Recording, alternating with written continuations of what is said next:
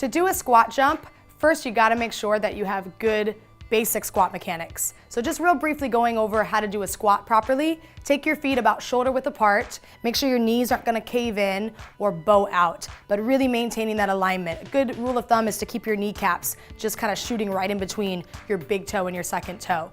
You wanna come back with your hips, and your chest should always be higher than your hips. So what I mean by that is as you go into the squat, my chest at the bottom is higher than my hips, as opposed to ending up in a position like this. This would be more action in the lower back, and the purpose of the squat is to really get action in the legs and maintain a nice good posture up top.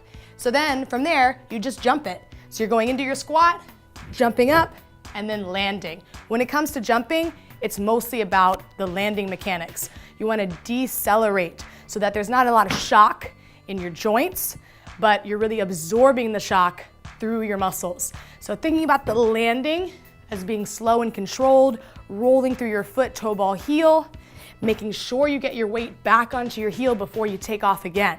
So a good test is make sure you can lift your toes a little bit inside of your shoe. That ensures your weight is far enough back. You don't have to keep your toes up the whole time, it's just a good test. Exhale as you jump up, inhale as you go down. If you use your arms to help propel yourself, it's gonna be a little easier. If you wanted to make it harder, you could do something like a prisoner squat jump with the hands behind the head. And now you take away any assistance, any momentum from the upper body, and you've got to power yourself up all just with your legs. You could also do a squat jump where you bring the legs together and then land back in the squat, getting a little bit more work for the adductor muscles, the inner thigh muscles, to draw the legs inwards. You could also do it really fast,